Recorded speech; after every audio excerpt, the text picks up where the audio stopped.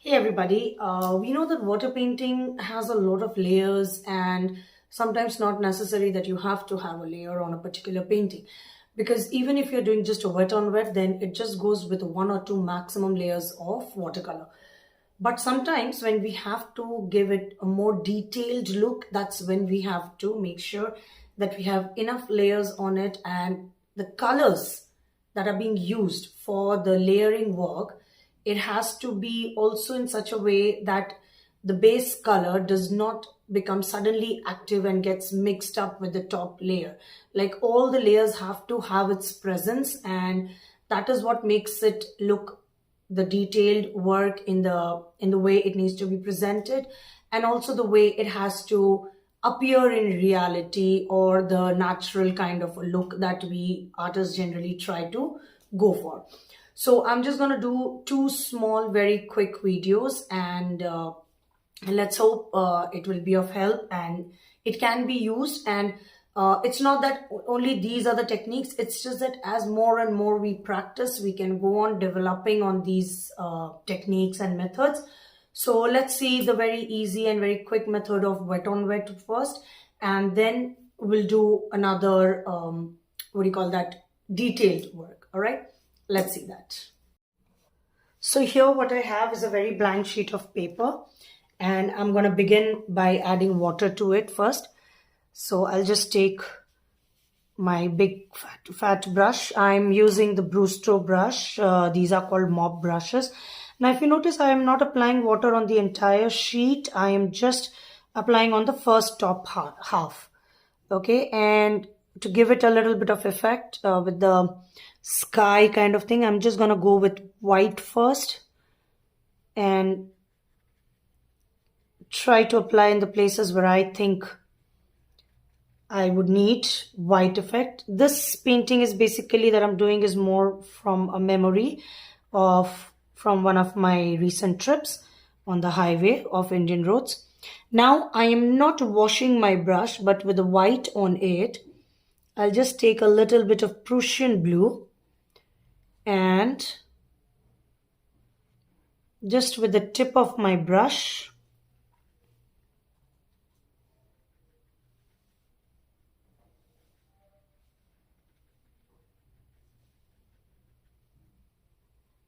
I'm going to take a little bit of cobalt blue also here.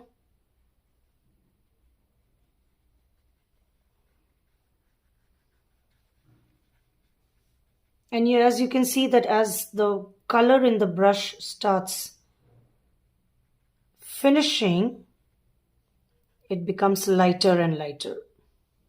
And here, with the effect of water itself, it's moving. I don't have to do much. It's moving on its own.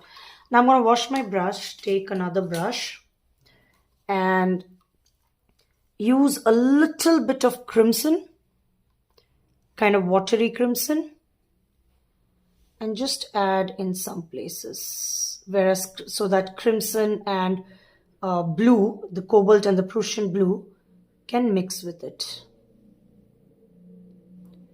Not too much and not in every place. Okay, so of course here I want a little bit of dark effects. I'll make it. It changes into a violet, which you may get it in your palette, but this kind of gives a real nice blend to it. Okay, going back to Prussian blue again. So please make sure when you're changing the colors, wash your brush properly. And I'm going to also take a little bit of black with it, to get that real dark effect on one side. Now this is going completely wet. Okay, it's going completely on wet effect.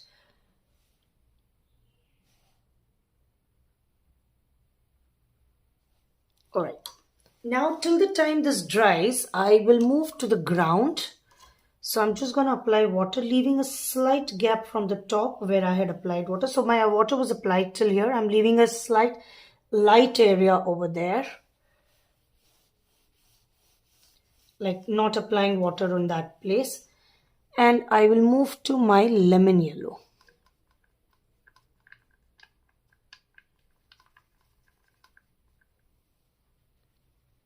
And just apply lemon yellow, and while applying lemon yellow, I do not mind covering that place which wasn't touched. Then let's move to a little bit of yellow ochre.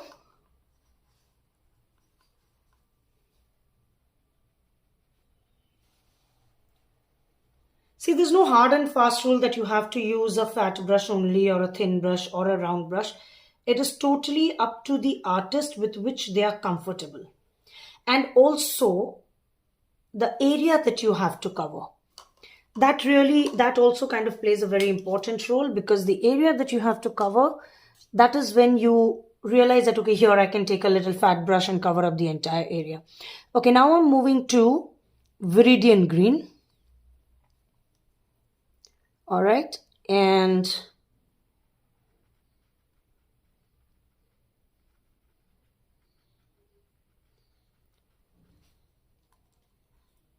I'm going to mix a little bit of sap green with it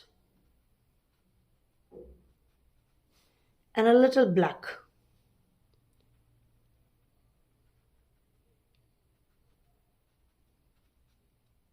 And I'm going to try to create a path kind of over here. Hence the yellow ochre and lemon yellow.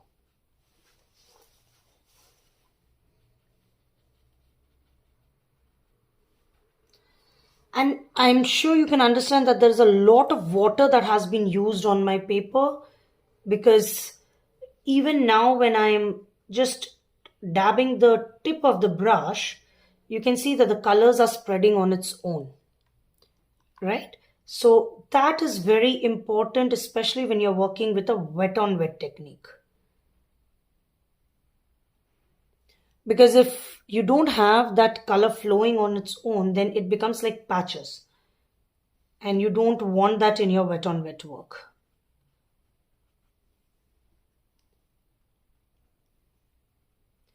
I generally prefer mixing the colors right on the brush.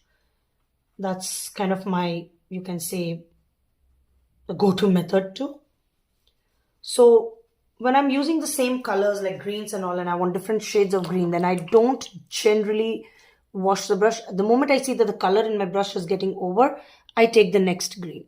But when I'm choosing a completely different shade or a different hue, then is when I will make sure that I am using a clean brush. So I wash my brush properly. So right now I'm going to use lemon yellow over here a little bit.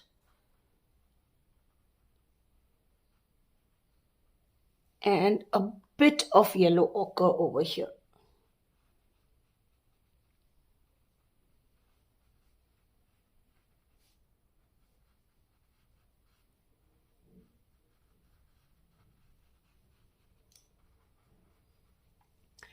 Let's try a little bit of light red, and why leave our burnt umber or raw umber for that matter. In fact, raw umber is the darkest brown. If you mix that with black, then you get the darkest brown. But I'm mixing red light or light red and burnt umber, and raw umber, and I'm going to remove water as much possible from my brush. And I'm going to add a bit over here in these places. See, in wet on wet, even though you have to work very fast, but you have to be very careful as to where you're working fast, because the color should not just keep on spreading randomly. It should have a reason that why you're giving that color over there. Okay, that is extremely important to understand.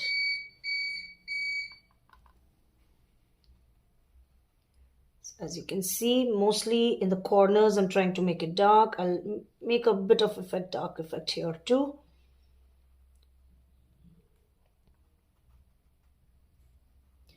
And then you have to wait for it to dry. Now, if you see here, automatically a line has been formed, which we did not create, but since we had left for it not to come in between, so it's kind of taking its place on its own. Just a tinge of black.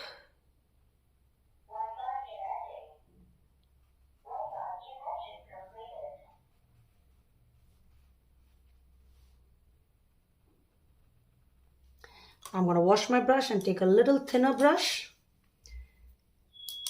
and take light green. Now, if you don't have light green in your palette, there's nothing to worry. You can always mix viridian green with your lemon yellow and you will get the best light green that you can ever think of. Okay, make sure there's not much water in your brush.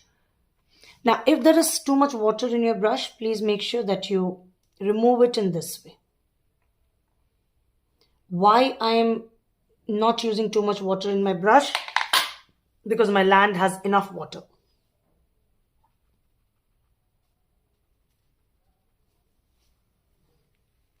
So I'm going to continue with it.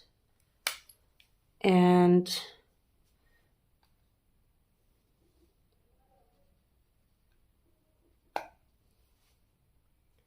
now if you notice, I am trying to hold my brush 90 degree.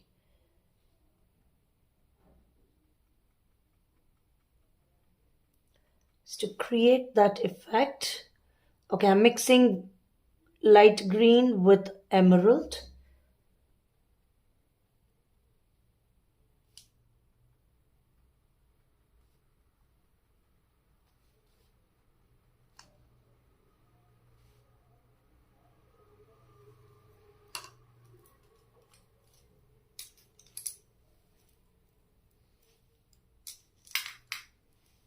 Yeah, there's a little bit of, I'm going to change the brush again. I'm going to take a little more thinner brush.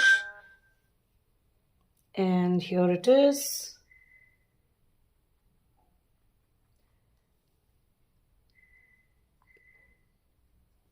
And in some places you can mix viridian sap and black.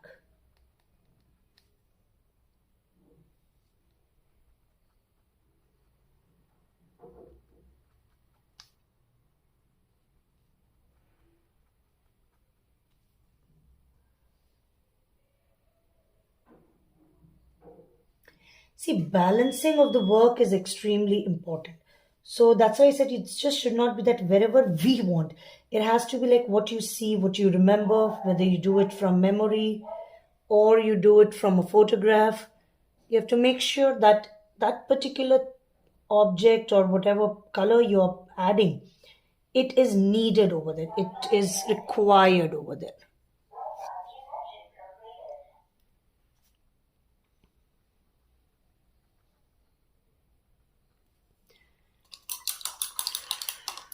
I'm just going to wash my brush and take a little bit of white.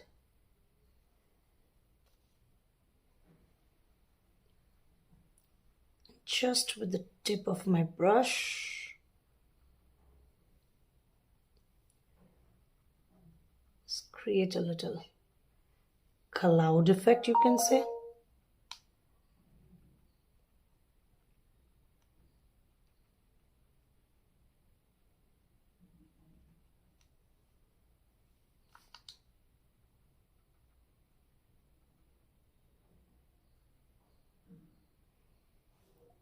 And that's it.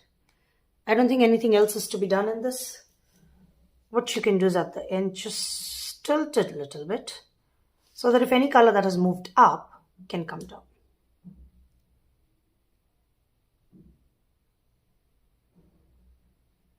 And when you do this, you will also see that the sky is kind of showing a fall off.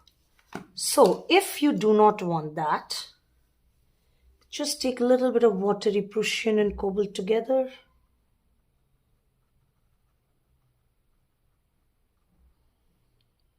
And create that effect so that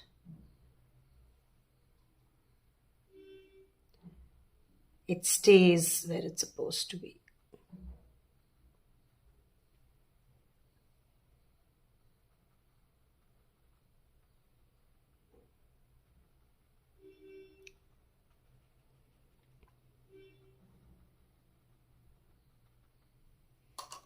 Absolutely, and this is done. So as you can see that this was done with very ease, and we have to make sure that it remains absolutely wet when we are applying the colors, because if the colors are not wet, I mean if the brush is not wet, if the colors are not in proper consistency, and then the intensity and the saturation of the colors will not be visible accordingly.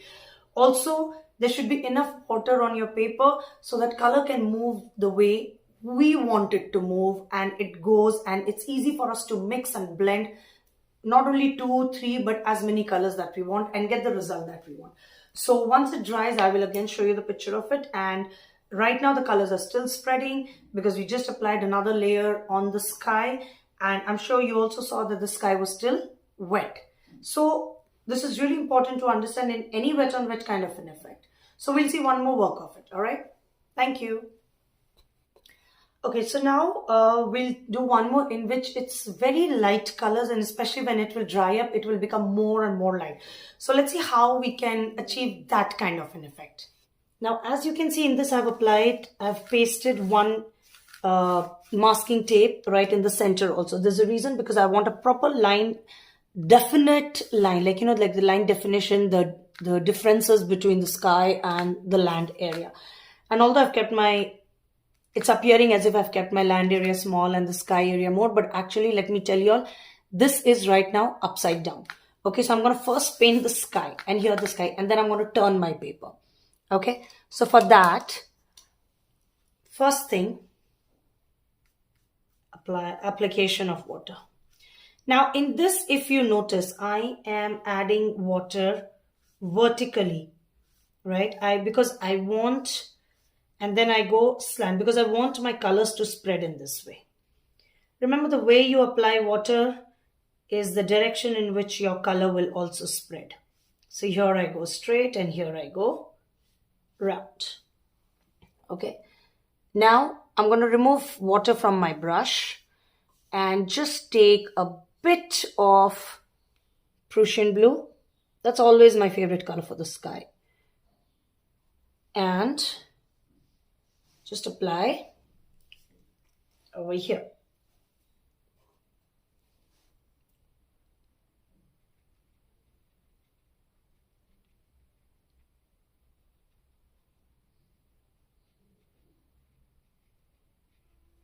Gonna take a tinge of black, put it in between, because if I put it in between, then when the blue is spreading, the black will spread with it.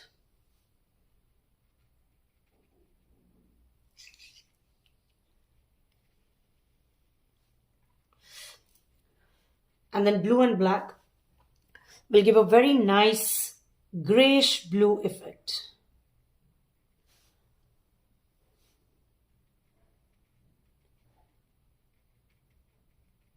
Now I'm going to wash my brush and take the thin brush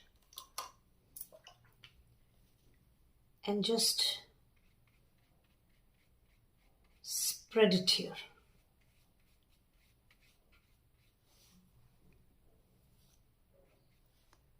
Let it move here. Take a little bit of Prussian and cobalt on the tip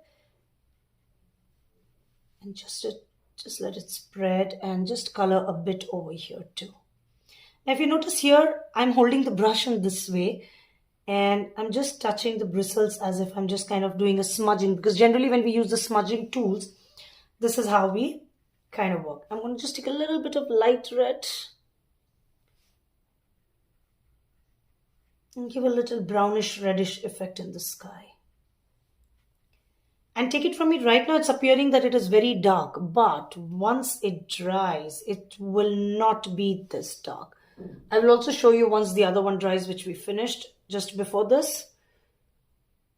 So do not hesitate in applying color till the time your paper is wet.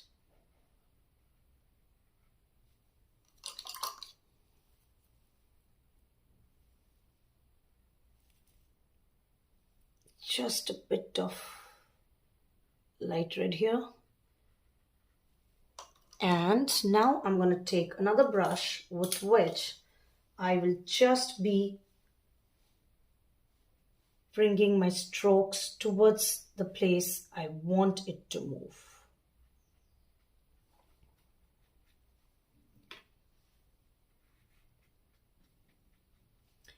And I'm just going to tilt my paper a little bit this side. so that the colors moves and goes in the direction that I want, and the blue and black gets mixed on its own. Blue, black, light red, they all mix on their own. Here we go. Since it stopped here, I'm just helping it to move further. Now let's turn the paper upside down. So, here's my sky.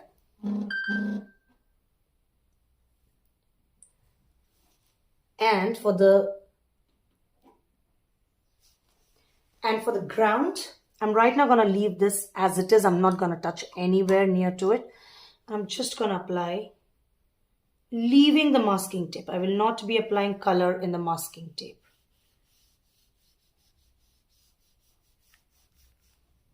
Okay, now let's take light red or burnt sienna. I'm going to mix light red and raw umber. I'm just going to apply it here.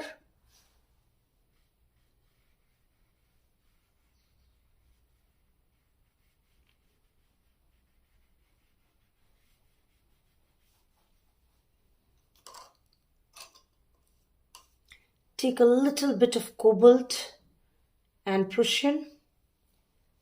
Let's create a little bit of effect here. Try to remove excess water from your brush.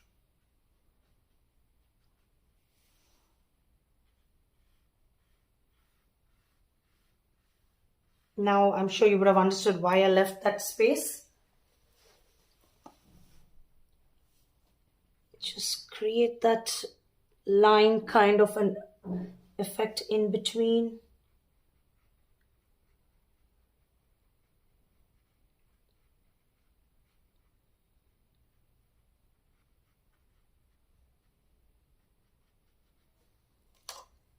And just with a little bit of water, clean your brush just with a little bit of water. Spread this.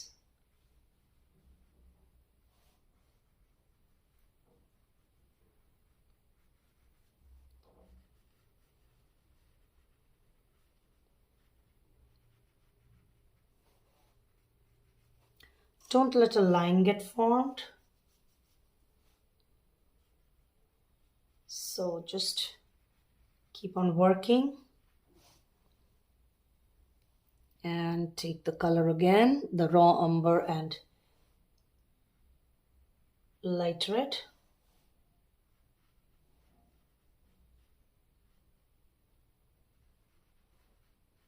Just keep on working on that.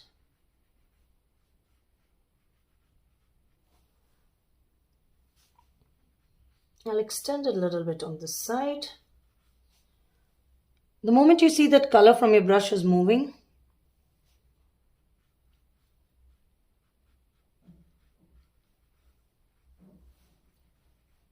you again just come till here.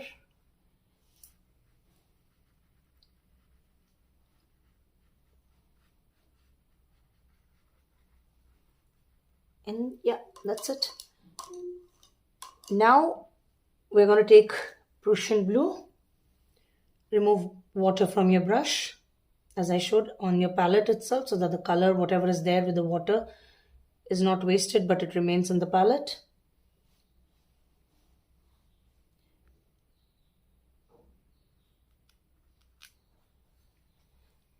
And the thing that I want you to notice over here is where exactly I'm touching my brush now. I'm not going to touch my brush on the brown, but in the white spaces at the edges.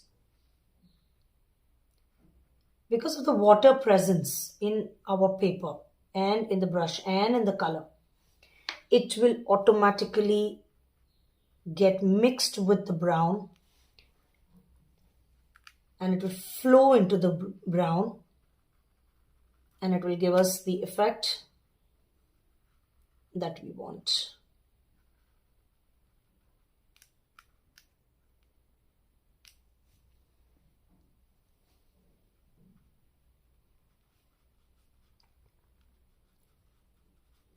And all this can be attained only if your paper is wet enough. Please keep that in mind. If it's not wet enough, that can be an issue. So we have to make sure that our paper is wet enough. And now the last thing for that, I'm going to take help of a flat brush. And with this flat brush, what I'm going to do is I'm going to create a flow towards bottom. I'm not using any color. Please keep in mind, I'm not using any color. I'm just using the brush. Well, this can be done even with the round brush. It's not that you have to take a flat brush only.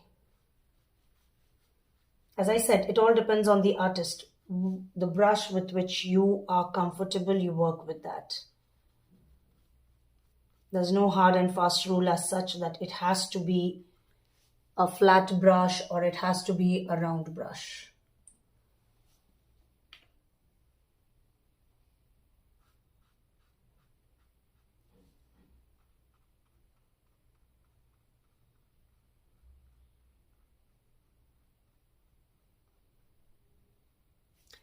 And I'm just gonna take a little bit of raw umber,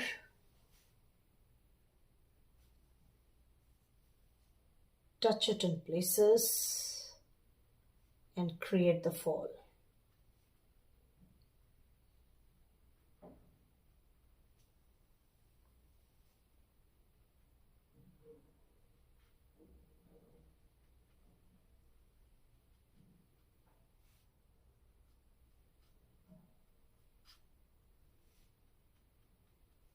A little bit of Prussian blue,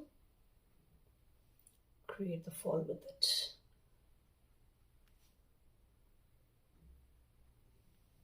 Again, raw umber, create the fall. If it's dark, immediately clean your brush, take water, and make it lighter and let it blend. Now, we can just do one more thing.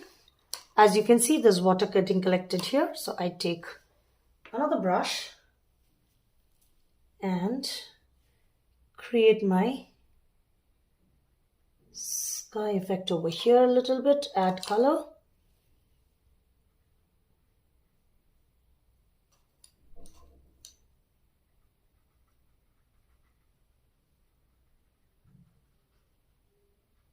And another interesting thing that can be done is remove water from your brush completely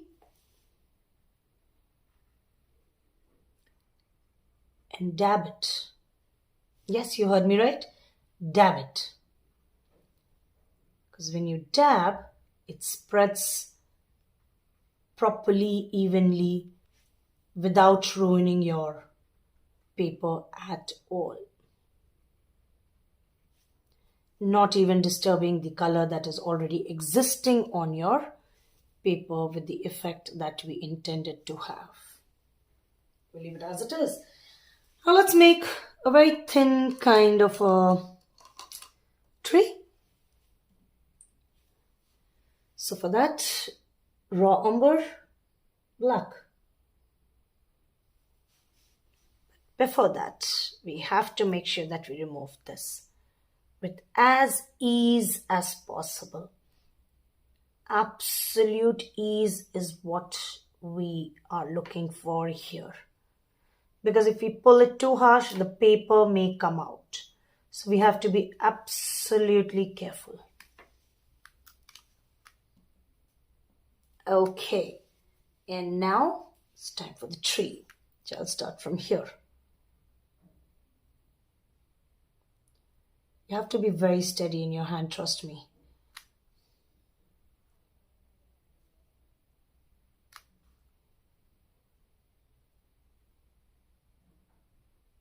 You have to be extremely steady with it. Because one wrong move, this is basically the work completely with the tip of the brush.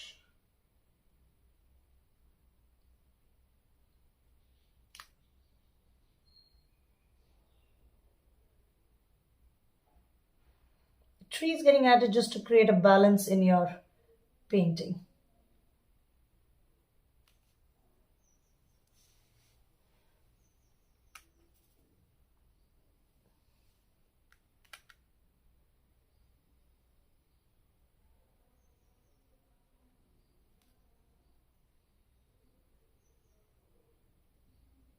You have to be very steady. Your hands have to be extremely steady. As I said, one wrong turn of the brush can spoil the entire look of your work. So I'm going to move to another thin brush, probably as thin as possible, because that will be for my thin branches.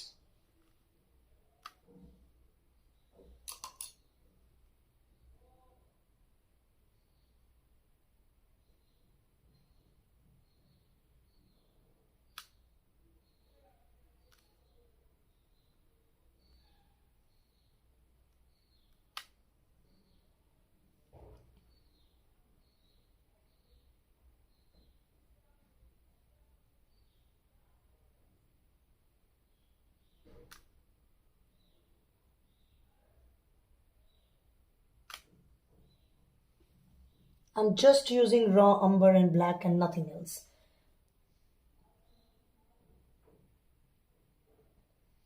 Got to be very, very, very, very conscious.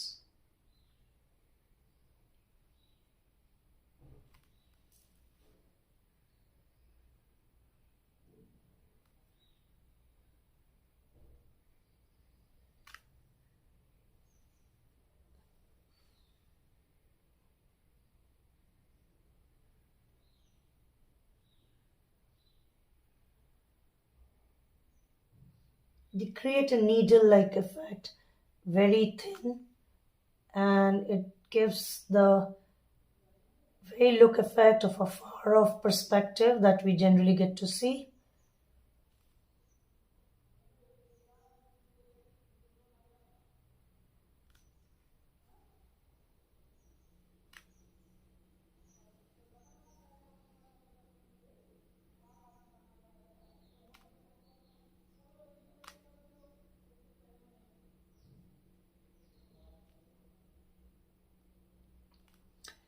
There you are. But do you see one thing that over here, it looks as if it's just a line and there's nothing else. So that effect has to be now done with the help of the red, the light red and raw umber.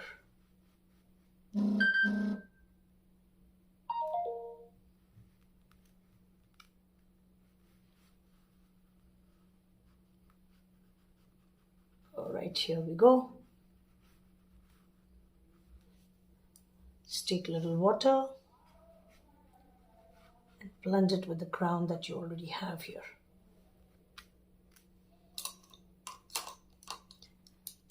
Take the flat brush, or let's say even the round brush, and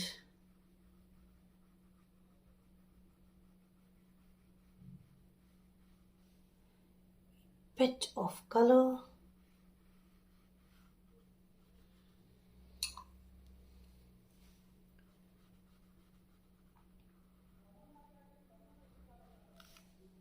Got to be extremely careful here.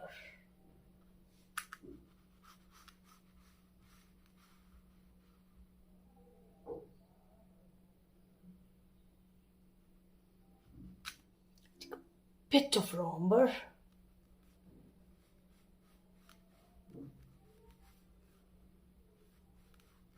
Create that crown effect.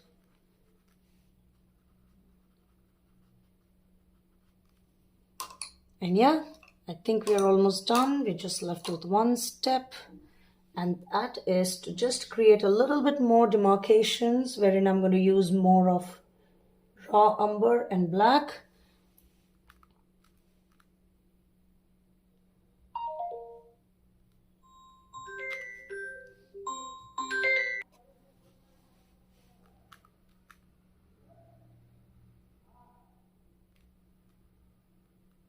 Got to be, again, as I say, got to be very, very, very careful. Use more of black as we come to the bottom.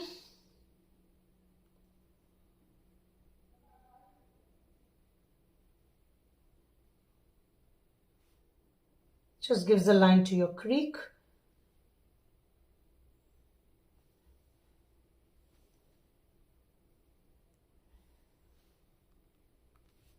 I'm sure you can notice that my brush is moving smoothly. The only reason for that is I have enough water in my brush. And the moment there is no water in my brush, I make sure that I dip my tip of the brush in water and get that smooth movement that we want.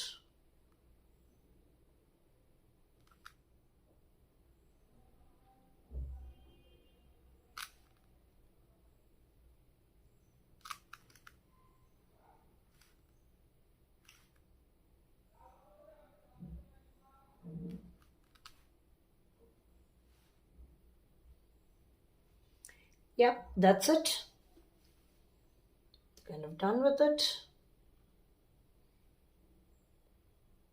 And it's time to remove the masking tape.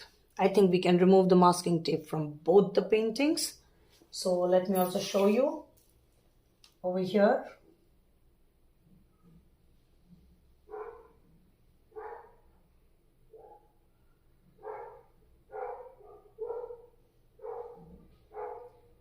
When that has dried. So let's now try and start removing the masking tape. As I have mentioned before also, we have to be extremely careful. I'm just removing the masking tape from the first one because I want this one to dry a bit more. So that's why I'm going with the other one first. And remember one thing, that when you're removing the masking tape, your painting should be dry. Because if it is not, your paper will come off with it. So here we go. And removing masking tape is one of the most satisfactory thing after your painting is done, because it makes your painting just look wow the moment your clean white borders are visible. So here we are. This is the one, and this is the other one. So here we go with both our paintings that we did today, both in wet on wet format. Now, when you are doing these kind of work, you have to make sure that, your water, as I will again mention, your water has to be absolutely properly kept over there, and the paper should be wet, the color should be wet, the brush, as and when needed, remove the color from brush or add water to it or remove excess water to it. But whatever, keep your hands steady, move fast, yet move with a good amount of patience. Even the fast movement has to be made sure that it's just not coloring randomly, but placing the colors based on where the object is supposed to be. The object has to have the highlight, the object needs to be presented and understandable. So this is the second one that we did, as you can see, and this is the first one, and both are wet on wet. Next time we'll work on a detailed work, which will take a little more time. So I hope you all will have the patience and will get back to us. Please try it now and let me know how it works out.